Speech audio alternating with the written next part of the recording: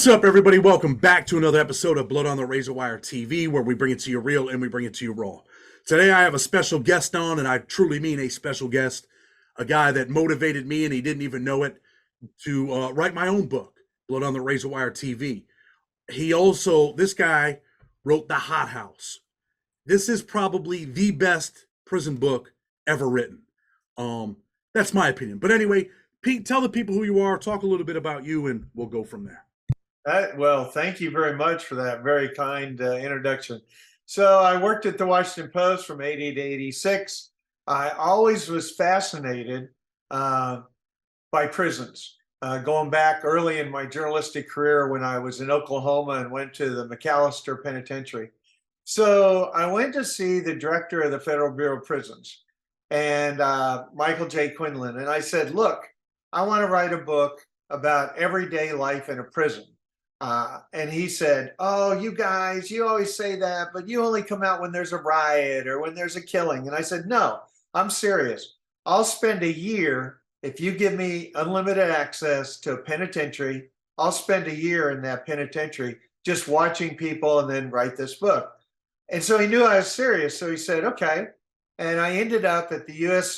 Penitentiary in Leavenworth. At that time, it was end of the line, level 5 penitentiary. Only one was higher, which was Marion. I chose Leavenworth because guys opened the cells. It's like Big Sandy. You opened the cells and they were free to roam and interact. Where at Marion at that time, they were still locked down. So they were locked up 23 hours a day. So there wasn't that kind of people roaming around. I went out, signed a waiver, said, if I got taken hostage or whatever, they wouldn't do anything valiant to save me, which is a little disconcerting. But then I went out. I spent the first couple of weeks with the correctional officers because I wanted to make sure I was safe. I didn't know this environment. And then I wandered out in the yard and I began meeting people and, trying to understand what everyday life in prison is really like. And that's one of the reasons, Chad, I liked your book so much. You really captured it well. The fear you come in as a newbie and how you learn the ropes and the different influences. And I was just fascinated because on the outside world, you look at things and you say, oh, I do this or I do that. In prison, it was turned completely upside down. The rules on the street worked, but the rules for the Square John society really didn't work. If somebody pushed you downstairs and was extorting you and you ran to the correctional officers and said, oh, please help me, somebody on the street runs to a cop and says, please help me, man, that was a good way to get yourself killed. You're going to be a snitch. So I learned so much. And of course, one of the characters, actually, it was kind of a fluke. So Quinlan said, give this guy free access. So I go in the prison and I understand there's this guy in the basement cell, a dungeon, named Thomas Silverstein. And I find out how much he is hated through the system. This was between 87 and 89. And I said, I want to see him, and Quinlan approved it. So I became the only reporter ever to talk face-to-face with Tom Silverstein, and then we became kept in correspondence for 33 years until he died in 2019. But I got to tell you, if I can, and I'm curious if this is what you saw. As a reporter, I went in, and even as a reporter, you get sucked into this world of paranoia, of fear, I'll give you a quick example. So I go out for 23 days and come home for 23 just for my own sanity, right? So in prison, you really look somebody in the eye and you paid attention to what they said because you didn't want to disrespect them because they might kill you, right? And so I come out and my now ex-wife said, oh, you need to take our little kid to the doctor. I've spent months getting into this doctor. He's the best doctor ever. So I go in and the nurse comes in and says, why'd you bring him in? And I explain it. Then another nurse comes in and says, why'd you bring him in? And I explained it. Then the doctor comes in And he says, why'd you bring him in? I'm starting to explain it and he gets interrupted. So then I looked at him and I said, listen, if you're going to pay attention this time, I'll tell you. Otherwise, you're wasting my time. Well, I was kind of hustled out of there, but that's the mentality. I mean, when you did that, do you think being in that prison gave you that kind of mentality now where you're like, I'm tired of this shit? Yeah. You can't help, even as an outsider. And, I never pretended to be a convict. And you know why. Because I remember Carl Bowles, who was a sexual predator who wanted a punk. And he went to this guy kicks in, and he goes over and he just asks him one question. And he knows immediately the guy's a pedophile. Now, how did he know that? Because he goes over and he says, hey, man, where'd you kick in from? And the guy goes, state joint. Well, the only reason back then that state joints kicked someone in is if they were the meanest SOB around, or they were a pedophile or a cop. And you didn't want to get involved with either of those kind of people because they're going to be a snitch. Why are they going to be a snitch? Because the officers are going to go to them and they're going to say, hey, if I tell everybody in the compound that you're a pedophile, they'll kill you. So you're going to snitch for me. So he backed up. Just that one question. The other thing, and I noticed that this hasn't changed when I read your excellent book, is the racism and the separation white and black. And I remember this guy telling me, he said, Pete, I knew you were weak. I know you were weak when you walked in. You didn't even have to say anything. And I said, how do you know I'm weak? He said, you nodded at those black dudes, okay?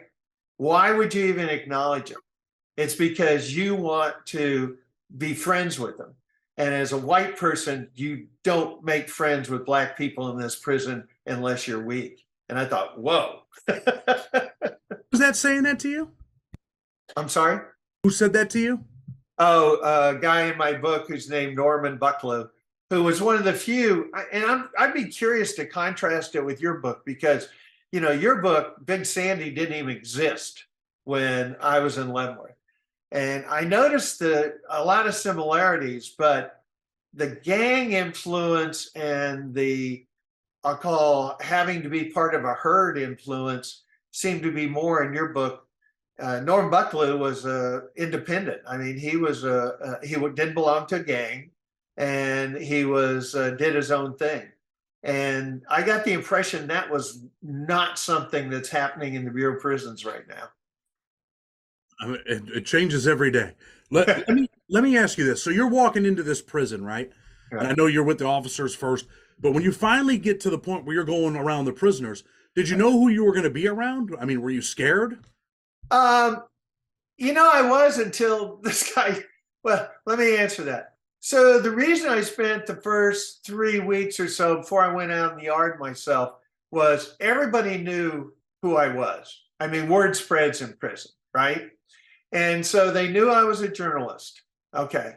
I wanted to see different characters and hear different stories by the correctional officers and get to know them about who was kind of the leader and who they responded. And then I went out. Was I scared? Yeah. I mean, last time I was in a fight was in 3rd grade and I lost, man. So I'm not a tough guy, all right? So I went out, and it was funny because, again, Carl Bowles, who ended up being a major character in my book, because he had killed 3 people. He was in the system from Texas since, 7, 8 years old. And he came up to me one day and he said, you're the safest guy in here. And I said, why? Why do you say that? He says, well, if something goes down, all of us will want to protect you because you could be our ticket out of here. That we could, show, hey, we're the good guys. We protected the report. And I got to thinking, everybody in that place was looking on how can I use someone else to get out, to get money, to do whatever. And so then I felt a little more. My biggest fear, Chad, was so when I was with the correctional officers, I called them correctional officers, and I called the prisoners inmates. When I was with the convicts, that's what I called them, and I called the correctional officers guards. And it was that kind of going back and forth. And so I'd end up spending one day with officers and one day with convicts. Why? Because I'd be walking down the hall with officers, and the next day they'd raid a cell block. They wanted to go in and check for shanks and everything else. Well, I always ran the fear that some convict would say, "Hey, that reporter, he told them he knew about shanks in our cell block," or vice versa. If the correctional officers didn't find any, they'd go, "Hey, I saw that reporter walking with these people. Maybe he tipped him off," because I'd go to all their meetings, everything. So that was always my fear. That and turning a corner and seeing someone who I didn't know well, doing something they shouldn't be doing, who just thought, okay, well, let's take this reporter out because we don't want him, squealing on us. So and eventually, Norman Buckley told me, he said, "You can't sit on the fence forever. One day you're going to fall on one side." So the reason I finally pulled the plug after, it took me 2 years because I go out for a month and then come home for a month, was I went out one day with the correctional officers and said, "Let's go shoot convicts." And I said, "What?" And we went out to a shooting range, and they had names like Silverstein on all the targets, and said, "Come on, shoot with us," because they developed a trust with me. And then a couple of days later, I was actually in Norm Buckley's cell, and the guy next door is playing his music loud. And by this time, I'd spent a lot of time with Norman Buckley, and he goes, "Hold on." And he goes out in the hall because these guys never kept shanks in their cells. And he got a shank, and he pulled up his shirt and showed me as he was walking next door. And he said, "Hey, buddy, turn your music down." And luckily the guy did. And then he disappeared with his shank. But I thought, what if he ends up killing someone and they find out I knew he had a shank? I wasn't going to rat on him, but I was getting too close. I decided I need to pull. Hey, there's a few things I want to ask you, and I want to kind of focus on Tommy Silverstein a little bit. Obviously, Right. when he died, I'm a staff writer for Criminal Legal News. When he died, they gave that story to someone else. I was pissed off. I wanted to write the story, but I wasn't able to. But I want to talk about the cops. You said earlier that you learned right away that they hated Silverstein. Right. So when you're around these cops and they get comfortable around you, do they start telling you why they hate him? Is it just because he killed Well, Clark? part of it, so Silverstein in '83 murdered Officer Merrill Close. So when you kill an officer, obviously all the other officers are going to hate your guts because they don't want, you cross that line. What was interesting was at the time, several officers in Leavenworth knew Klutz. The BOP is like one big extended family, or it was back then, all of the higher echelon. Now you had a core guard group that always stayed in Leavenworth, and they had their own way of doing things. And they were usually sons, and back then they didn't have any female correctional officers, but they were sons of former officers, in rural areas. But you had the lieutenants on up who had to move every 3 years. So they all knew each other, and a lot of them knew Klutz. What was weird is he spent 36 years down.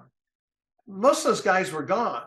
And yet when he was transferred from Leavenworth to the ADX out in Florence, the officers who met him at the ADX all hated his guts. None of them knew Klutz. It was just by then he'd become this legend.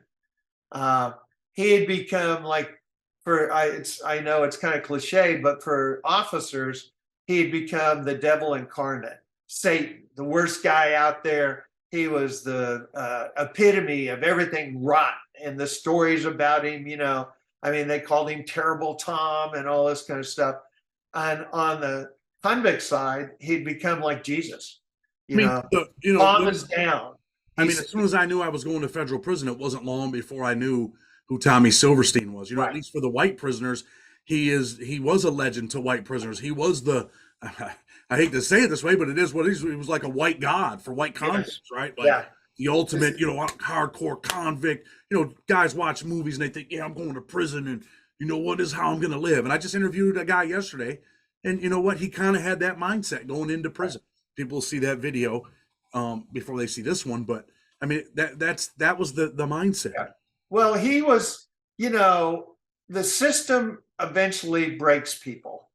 Now, I say that, and not everybody goes to prisons gets broken, but there's John Greshner, who was one of the most fierce animals, like killers in the AB. He prided himself on it. He eventually flipped on the AB, and there are just a handful of guys who are strong enough that they will maintain the code and not give up. And Silverstein was that guy. And part of the reason, Chad, when I first went in, I thought, what makes this guy tick? How can he survive, all these months or weeks, days, years in prison with no contact on the outside world a lot of that time? And I discovered it was hate. It was hate and defiance. Love is a powerful thing, but so's hate. And he got up every morning saying, hey, you effers, I'm not going to have you break me, no matter what you do. And that's what kept him going. Think that they eventually broke him? No, I don't believe that. I believe that, so there's two sides of Tom Silverstein. He hated the Bureau of Prisons. He hated the federal government. He hated what was being done to him. But there was also, it's a multi-personality here in the sense that none of us are all good or all bad. And he was extremely loyal to his friends. He had a lot of friends, and he managed to find a purpose in his life through his art, even though he was locked down so much. He eventually. Let me stop you. Let me stop you for 1 second. The reason I ask you that is because I did a video. I don't know if you ever seen it, where I speak as if I'm Tommy Silverstein. And I read from his affidavit. Right. It says, look, I didn't kill this guy from DC. Right. It wasn't me. I've been stripped of my. I saw that. I wanted to get out of the hole. Obviously, it hurts. I've been there. I spent 14 months in the hole. I can only imagine what it was like for him. It does hurt. So that's why I asked if you think that they ever broke him, meaning that he wrote this affidavit, and let's just be candid about it, right? Yeah. I mean, he killed the dude from DC. I don't give a shit what anyone says. Cadillac Smith. Yeah, I can read you from my book where he describes it, putting the knife in it.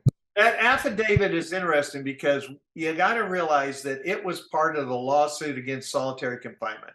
So in that same affidavit, he says he disassociates himself with the AB.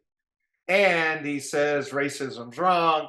And, I regret what I did. But you got to understand the context to that and what he was trying to achieve, and his relationship with his lawyer who is filing that. Now, you got to say that kind of stuff. No, I understand that, and I don't want that to come across as if I don't know. I know, and people that commented on it. Sometimes I got pissed off with some of the comments. I delete them. I probably shouldn't, but I did because I understood exactly what he was doing. His objective was he'd like to get out of the hole, but maybe fix it for everybody, right? Where the next man don't have to spend 20, 30, 40 years locked in a cell in solitary confinement. So he said what he had to say in order to achieve the objective, which he didn't achieve. I mean, he was an AB all the way through. Was he a blatant racist? I mean, he was loyal to. He didn't see it. He never acknowledged AB even existed, tell you the truth, because it wasn't about that to him. It was about stand-up convicts, guys who he'd die for.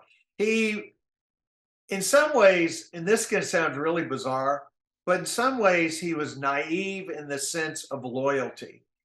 He believed that, if you said bad about one of his friends, he'd get a strap on, he'd kill you. He'd go after it. And he was loyal to people who very few of them were really worth being loyal to, in my opinion, because they'd flip on it. But in that environment, and one of the things, Chad, I'd be curious if you saw this at Big Sandy, there was a group of convicts, mostly AB, who that was their world. If you follow Dallas Scott in the Hut House, he gets out. He has to take a connecting flight to California to get home. He ends up like in Dallas, and they change the gate on him, and he thinks they're picking on him. And then he gets on the wrong airplane, and they laugh at him. And he gets out. He gets into a shouting match with one of the people at the airline. The security guards come, and as far as he's concerned, they're rent-a-cops who, they don't know anything. It gets in a scuffle. He ends up back in Leavenworth before I get back there, because in the outside world, he had a difficult time functioning. But you put him in any prison, in a few days he'd be running the joint, or he'd be dead. I mean, that, and this level, Norm Carlson used that to identify a breed of convict that he said needed solitary confinement 23 hours a day. I want to ask some things that maybe some other people, I didn't watch your whole interview with and do, but there's things that people want to know about Silverstein. On the other side of, terrible Tom and this bad guy and killer convict, you end up, striking up this friendship, and you guys are friends for over 30 years. Was there a kind and compassionate side to Mr. Silverstein? Yeah, there was. And again, it was based on loyalty, but there's always this thread of anger and disgust with what was being done with him, which made sense. I mean, you got to look at, and you saw some of this when you were in Big Sandy. People don't realize that there are correctional officers. Like when I was in Leavenworth, about 85% of the convicts and 85% of the correctional officers just wanted to do their job, get the heck out of there and move on. But 15% caused all the trouble. And I mean, Silverstein murdered 3 people in prison. They killed Klutz, okay? So there's never a justification for murdering a correctional officer, even though he explains that Klutz, messed with his art, tormented him. What people don't realize is that can happen. Correctional officers control you. They can mess with your lives in ways that becomes intolerable. After he killed Klutz, they messed with his food. When I discovered him in the basement, they only had cold water, and then I asked them about it, and they turned the hot water on. They had a phone outside his cell that the guards could use to call, correctional officers could use to call if an emergency. They would ring that every 15 minutes when he was trying to sleep. The lights are on 24 hours a day. You deliver your mail, and you're looking forward to mail, and you only get it maybe once a month. Or if you're in mainline, you're the last to be let out per chow when the chow is going to be at the very dregs. Maybe they don't have enough. I mean, there's 1,000 ways that somebody can get personal and involved in messing with somebody. And also, the reverse. If you're a strong convict, you can, muscle, which was happening in Marion, where you're intimidating the correctional officers. Do you feel like there was ever a time where he was like, man, did he ever tell you or express like, I don't know how I'm doing this every day? Yeah. There was a time. So, when he first killed Klutz, Norm Carlson said to me, look, this guy's murdered 3 people in prison. He killed a correctional officer. I got to find a way there was no federal death penalty at the time. Now there is, to make his life so miserable that nobody will want that. And so the first 9 months, I mean, they stripped him down to his boxer shorts. They put him in a cell the size of a king mattress in Atlanta. The walls were painted white. The lights were on 24 hours, and no one would talk to him. He had no radio, no television, no letters, no communication with the outside world. He was basically in his boxer shorts for 9 months. And that kind of, they thought he might kill himself. And they hoped that he got through. It was when I met him in Leavenworth after 5 years of that very similar isolation that he thought about ending his own life. And the bottom line is, why didn't he do it? Because he thought about ways to do it. And why didn't he do it? Because he wasn't going to let him win. He wasn't going to be defeated. And in his mind, that is what he thought. And even later, when he leaves Leavenworth, some of the officers said to him that they admired his tenacity, that they couldn't have done that. He was obviously a very strong-willed individual. I mean, to Yeah. endure what he endured and go through what he went through. Do you think, did you consider him a friend? He and I had a long relationship, and I never approved of what he did, but yeah, we became friends. Um, and part of being a journalist is you try to keep that distance. But I went through a divorce, and actually, he was very back in those days. We'd talk on the phone. He was very supportive, but I was always fascinated by his world. And while I didn't approve of what he did, I did see a person in there who had value. And I always felt like he never had a chance because of his childhood. I really believe that. And that's one of the things you got to understand. So, you build this friendship with Silverstein, but you say you don't approve of what he did. Right. I do want to talk a little bit about that because people have commented on that video I did with his affidavit, and he deserved to be in there. Look what he did. And I understand your point, right? And it's never okay to just to kill people. But it's also, in my perspective, never okay to do the things that were done to him by, the correctional officers. I've seen it. I've had it done to me where cops go in and destroy your cell and throw your stuff around, or they talk to you like you're a second, class citizen or a dog, and they punch you. And I've seen people kicked, punched, had their heads jumped down by cops. I've seen this stuff. And eventually people do lash out. Eventually people are like, yo, I've had enough. So, I understand what you're saying because it's never okay to kill. But do you think Klutz was doing all these things to him and other prisoners and just one of them 15% of cops that go out of their way to try to make your life as miserable as possible? Well, what I think really doesn't matter, and Norm Carlson, director of prison, said that there was no evidence of it. But of course, what can you say? What's important is Tom felt that way. He became obsessed with it every time Klutz came on. And where you fault the Bureau of Prisons is that this control unit at Marion, officers were supposed to rotate in and out of there because the convicts there spent all their time working out. They're big, strong guys. They became intimidating. The thing about Klutz was he wasn't easily intimidated. And so he met force with force. And so they kept him there and kept him there and kept him there. And it became a cop versus convict type thing. And you look at Tom Silverstein's life, he was always taught that violence was the answer from the time he was little, and you never back down. So, John Greshner, who was he one time tried to cut a guy's head off right in front of an associate warden. He was big in the AB. So he wasn't a weak guy in any way, but he backed off because he saw what was happening with him and Klutz, and Tom just wouldn't back off.